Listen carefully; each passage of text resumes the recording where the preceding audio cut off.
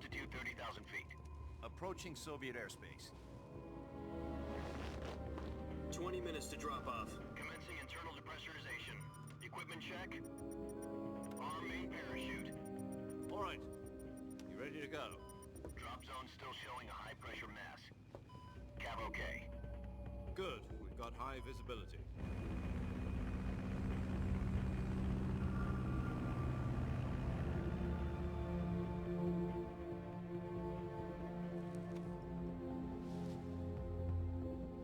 Put out that cigar.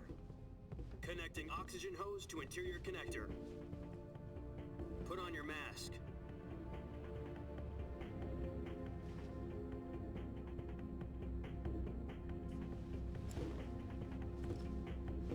Does this panty waste know what he's doing? Approaching release point. 10 minutes to drop off. Hey, are you deaf? He said put out the cigar and put on your mask.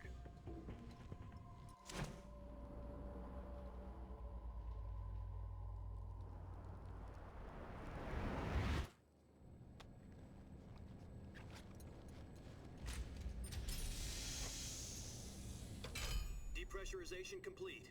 Checking oxygen supply. 6 minutes to drop off. Opening rear hatch.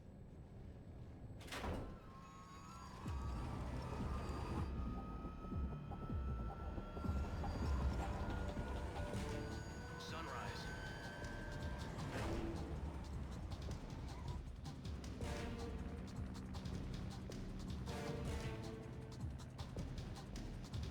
External temperature minus 46 degrees Celsius. 2 minutes to drop off. Stand up. You'll be falling at 130 miles per hour. Try not to get frostbite from the wind chill. 1 minute to drop off. Move to the rear. Activate bailout bottle. This is one for the history books. The world's first halo jump. 10 seconds to drop off. Stand by. Status okay. All green. Prepare for drop-off. Countdown. 5, 4, 3, 2, 1.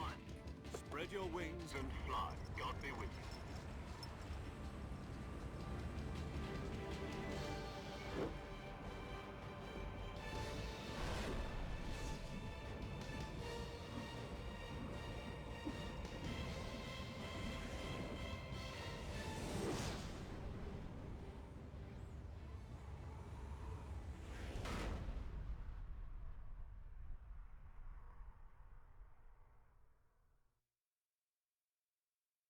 Jack, I've got some important news.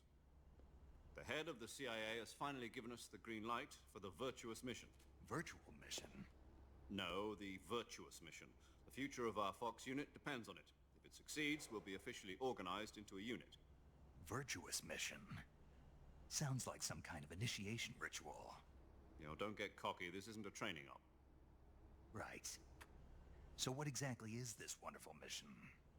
Well, about 2 years ago, a certain Soviet scientist requested asylum in the West through one of our moles. His name is Nikolai Stepanovich Sokolov. He's head of the OKB-754 Design Bureau, one of the Soviets' top-secret weapon research facilities, and the East's foremost expert on weapons development. Sokolov? Isn't he that famous rocket scientist? The very same. On April the 12th, 1961, the Soviets achieved the first manned spaceflight in history. The Earth was blue, but there was no God. Well spoken. The rocket that carried Yuri Gagarin to orbit was the A-1, known as the Vostok rocket. Sokolov is said to be the man most responsible for the multi-engine cluster used in that rocket. After Gagarin's flight, Sokolov left rocket development to become the head of the newly established Design Bureau. From a lowly technician to head of a design bureau, that's quite a success story, so why do you want to defect? It seems he'd become afraid of his own creations. Afraid? Call it a crisis of conscience. And for that, he left his country and his family behind and went over the fence? Not exactly. One of his conditions was that his family was also to be taken safely to the West.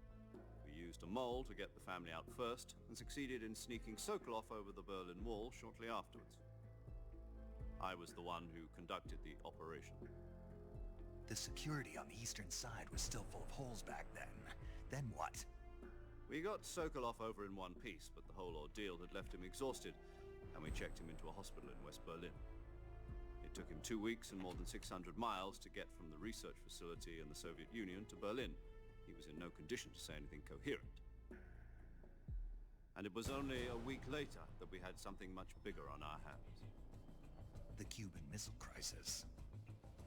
October the 16th, 1962, President Kennedy received word that the Soviets were in the process of deploying intermediate-range ballistic missiles in Cuba.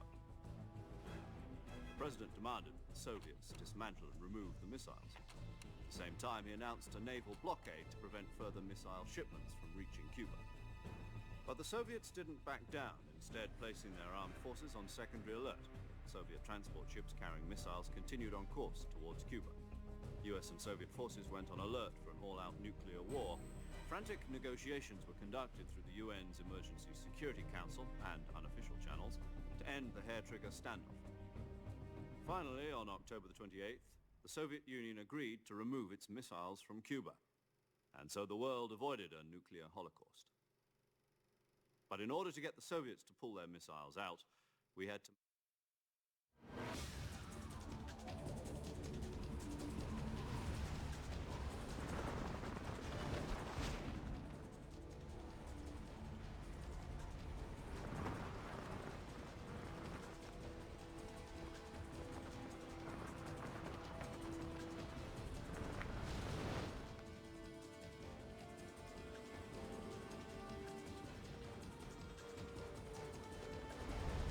Listen up, Jack. Your mission is to infiltrate Selino-Yask in the Soviet mountains, ensure the safety of Sokolov, and bring him back to the West.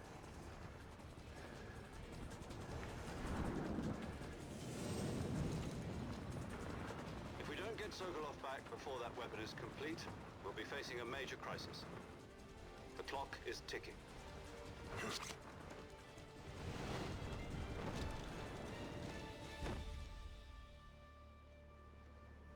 Once we've confirmed the rescue of Sokolov, stand by at the recovery point. A recovery balloon will be dropped at that point. Helium will be pumped into the balloon to inflate it. The process takes about 20 minutes. Once it's complete, the gunship's arm will latch onto the balloon and pull it up. The Fulton surface-to-air recovery system. I'm familiar with the theory. Take it easy. It's been combat-proven. Do you think Sokolov is up to it? The shock will be less than during a parachute jump, and the arm can handle up to 500 pounds.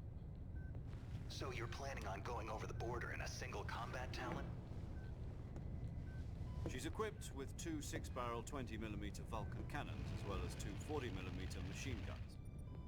Sounds like she could hold her own against a battalion of tanks. Even with the fuel in the reserve tank, we're facing a 4-hour time limit.